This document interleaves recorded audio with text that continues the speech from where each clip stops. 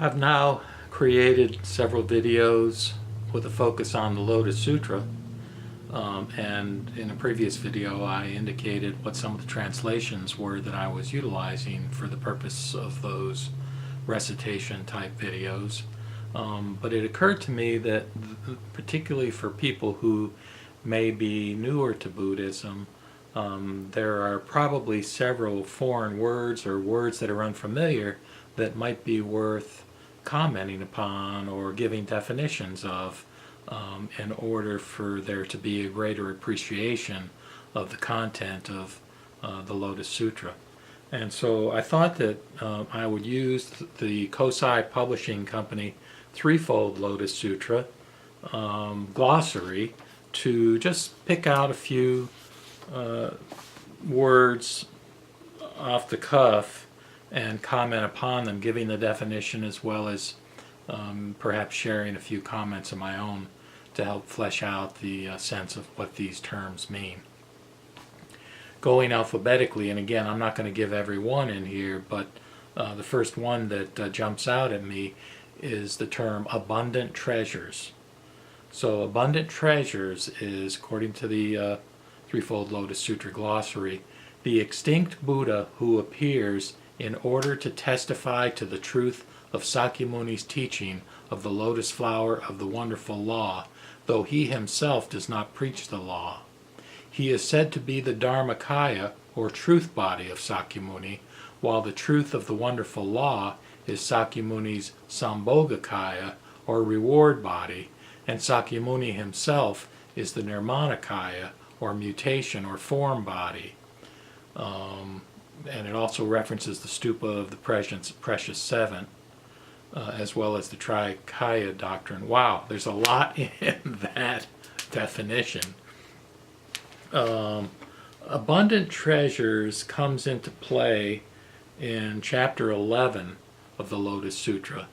And for many Buddhists, particularly Buddhists of the Nichiren tradition, which includes the Soka Gakkai followers, the emergence of this stupa, this giant structure springing out of the ground and containing, as it turns out, this long thought extinct Buddha called abundant treasures, is really in many ways the part of the core teachings within that tradition. And again, the reason he appears in that stupa, maybe I need to back up. Let's look at the definition of a stupa. And again, maybe it would be helpful to bounce around like this, that a stupa is a pagoda or dagoba in which sacred relics are deposited. Originally a tomb, then a cenotaph, it is now for the most part merely a symbol of Buddhism. Particularly early in the history of Buddhism, it wasn't considered appropriate to create art that actually represented the appearance of the Buddha. So actually, any art at that time, they might show, for example, a footprint of the Buddha. But one of the ways that they expressed respect for, or I guess you could even say perhaps worshiped the Buddha, was in the form of these stupas that they built, which again supposedly contained relics of the Buddha. So in this chapter 11, this huge stupa emerges, a very magical, fantastical kind of development during the course of Sakyamuni's preaching of the Lotus Sutra. And as it says in this definition, he appeared in order to say to Sakyamuni, yes, this is the teaching, this is the ultimate teaching, this Lotus Sutra. And so he affirms that and affirms the truth of the Lotus Sutra. And then what happens in the story in the 11th chapter, which we'll probably get to at some point if I continue on with reciting these excerpts from the Lotus, is that he sits next to Sakyamuni at the top level within this huge stupa. And many recreations of this scene of the two Buddhas sitting next to each other were created in artistic form in sculptures and paintings within China particularly. Again, it being a core aspect of the belief system that emerged as a result of the overall arch of the Lotus Sutra scripture. So now what this says again is that he is said to be the Dharmakaya. Well, that again gets to the term Trikaya. So let's just take a look at the term Trikaya. Okay, abundant treasures is supposedly the Dharmakaya. So we go to Trikaya, and what that is it's a reference to a theory of the, quote, three bodies. The word means three bodies of the Buddha. You've got one, the Dharmakaya, which is the truth body or law body, the Sambhogakaya, which is the reward body or bliss body, and then you've got the Nirmanakaya, which they call the mutation body or response body. More commonly, I've heard it referred to as the form body. According to the Tentyai interpretation, the Dharmakaya indicates the Buddhahood in its universality, or the eternal Buddha, as expounded in chapter 16 of the Lotus Sutra. The Nirmanakaya, the Buddhahood embodied or personalized, that is, the historical Buddha, Sakyamuni, and the Sambhogakaya, the Buddhahood in its glory. So, going back then, abundant treasures, supposedly, according to this way of interpreting the Lotus Sutra, represents the Dharmakaya. Now that's interesting because my understanding within the Buddhist Mahayana scriptures and within the framework of Mahayana teachings, or Great Vehicle Buddhism teachings, the Dharmakaya is considered to be the body of the Buddha that cannot actually be described in any way with human concepts or words or through pictorial representations of any kind. So in a way, describing abundant treasures as Dharmakaya, that's fine, but it shouldn't be a basis for confusing within the theory the idea that the Dharmakaya is really beyond all concepts. Now, in that definition of Trikaya that I just read, it talked about the Dharmakaya being the eternal Buddha from chapter 16. Remember, abundant treasures is in chapter 11. Different sects, different schools of Buddhism, I think, interpret perhaps that eternal Buddha as with different names, if you will. For example, in Pure Land Buddhism, which is my lineage, I think personally of the eternal Buddha in chapter 16 as Amita Buddha, or Amitabha, which we'll get to, I guess, because it starts with A, and it'll be soon here in this list that it comes up. Most Nichiren Buddhists, and probably the Lotus itself, if you take it a little more literally, would suggest that this is that the eternal Buddha is actually Sakyamuni Buddha, and this is his eternal manifestation. Just to mention esoteric Buddhism or Shingon Buddhism, they talk about a Buddha called Vairocana Buddha as being the eternal Buddha. But in any case, for the sake of this definition, we're saying that abundant treasures who reveals himself after everybody thought he was extinct, he supposedly, according to this definition, represents the Dharmakaya. Now, what this is saying is that the truth of the wonderful law, which is the teaching in the Lotus Sutra, is Sakyamuni's Sambhogakaya. Well, that's interesting. Sambhogakaya being bliss body. Usually I think of Sambhogakaya as the spiritual level. In other words, the cosmic level of Buddhas and Bodhisattvas that are unseen. It's interesting because I'm reading some books right now regarding the nature of Homo sapiens, basically, the nature of human beings in terms of this pervasive tendency we have across cultures to imagine there as being beings, as there being beings who are unseen, whether it be gods or ancestors or whatnot, and what the sort of cognitive processes are within our brain that predispose us to perceive spiritual level beings.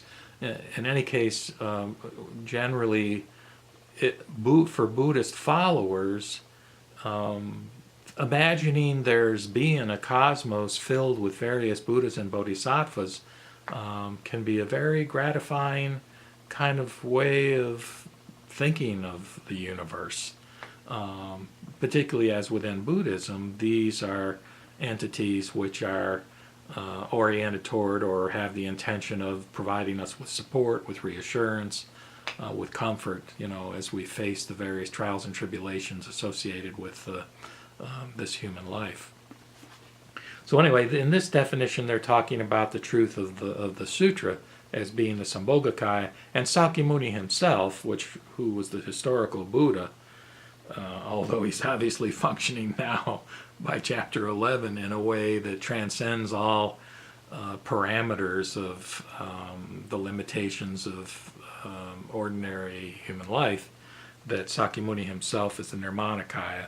And in terms of the theory, that is the case, that Sakyamuni, the historical Buddha, was considered the Nirmanakaya in the sense that that's the Dharmakaya, if you will, manifesting itself in the form of an actual human being. A buddy of mine is a Baha'i, and they talk about manifestations. It's a similar concept where the divine, if you will, can manifest itself in human form from time to time over the course of human history in personages such as Gautama Buddha, Jesus, and so forth. Actually, again, back to the Nichiren Buddhists, I think actually saw Nichiren as a manifestation or a Nirmanakaya, but that's another story. Okay, so this stupa of the Precious Seven rises up, and just to look at that stupa of the Precious Seven, because that's what this was referred to as, the definition there being the stupa in which the Buddha abundant treasures resides, and within which he appears when he manifests himself to bear witness to the Lotus Sutra of the Wonderful Law. So you can see how these things cross-reference. And when it talks about the stupa of the Precious Seven, what are the Precious Seven? Well, those are gold, silver, lapis lazuli, crystal or moonstone, agate, ruby or pearl, and carnelian. And there are also other variations. Lapis lazuli, by the way, is an interesting stone. We've got a town near where I live where I was able to obtain a couple of chunks of lapis lazuli, and it's a very pretty, sort of a blue stone with some gold kinds of minerals, I guess you'd say, embedded within it. And you see the reference to lapis lazuli quite often within the Mahayana sutras. The point being that this stupa was made up of valuable jewels and gems and metals. Okay, going down, and again, not in order, I will just mention briefly this Akshobhya, Akshobhya, who is the Buddha of the realm of wonderful joy in the East. There is a framework, I believe, within Shingon or esoteric Buddhism that talks about the 5 Dhyani Buddhas, Dhanai, I think. And this is, again, a framework where you've got a Buddha of the North, a Buddha of the East, a Buddha of the West, a Buddha of the South, and a Buddha of the nadir, or I guess the center. these five Buddhas are characterized with different attributes that represent the kinds of characteristics that, on the positive side, humans can develop that are commendable, but on the negative side, some of the kinds of potential hindrances that we have as human beings. And again, each one kind of representing a different set of characteristics, and also each one being represented by sort of different colors, a different mount, what they're sitting on, maybe I think a different mudra or hand gesture, etc. But if you're interested in that, you can look it up. Okay, Amita, Amita, also called Amitabha, which means infinite light, or Amitayus, infinite life. The Buddha of the Pure Land, Sukhavati, or, quote, highest joy, in the West. The principal Buddha of the Pure Land, or Jodo sect of Buddhism in Japan. So just to unpack that a little bit, you heard mention the idea that his Pure Land is in the West. Well, he's one of the five Dhyani Buddhas.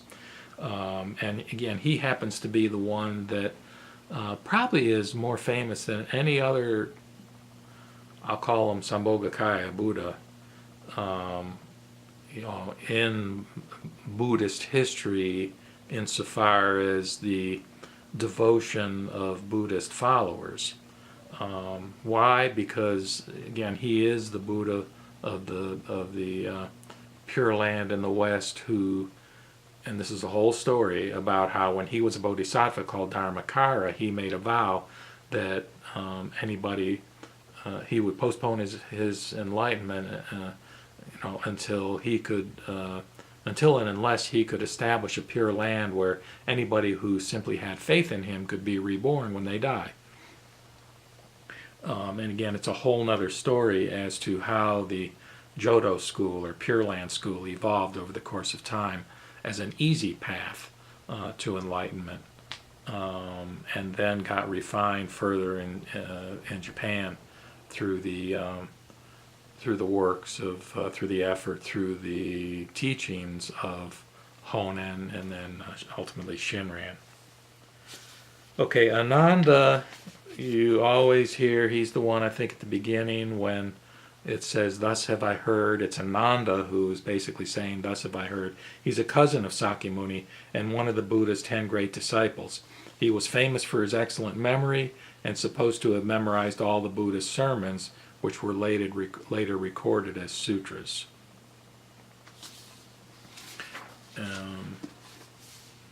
Okay, arhat, very important term, and that you've heard mentioned in the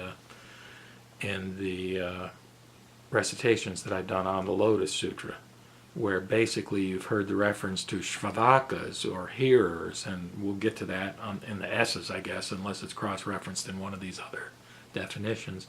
And then the goal of the Sravaka is to become an arhat. This was the ideal in the early form of Buddhism, and here it says literally, man of worth or honorable one. 3 definitions. One is one who is free from all cravings and thus from rebirth. 2, one of the titles of the Buddha. And 3, the highest stage attained by a Hinayana Buddhist, or Theravadan Buddhist. And it says, see also 4 holy states. And let's just do that, because again, this is an important framework within the Mahayana tradition. You have 4 holy states, which all this does is label them: Shravaka, Pratyeka Buddha, Bodhisattva, and Buddha. So there are these 4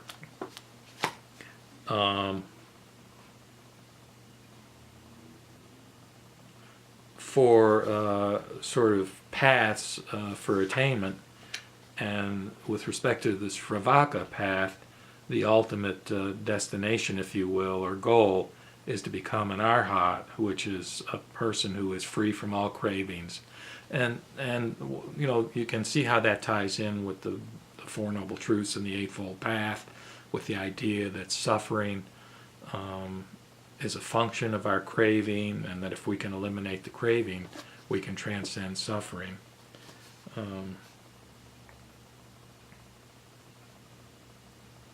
I'll just do one more at this point because I think my voice is giving out a little bit. But in the latest video I made on chapters 4 and 5 of the Lotus Sutra, it talks about gods, men, and asuras that the Buddha is preaching to. Well, there are a lot of mythical kinds of creatures within the, again, kind of fantastical framework of the Lotus Sutra and of other Mahayana sutras. But anyway, an asura is a titan or spirit that may be either good or evil. The asuras are the enemies of the devas and are the mightiest of all demons. They comprise the fourth class of sentient beings. See also 6 states of existence. I'm sure not going to get too much into that one because it's,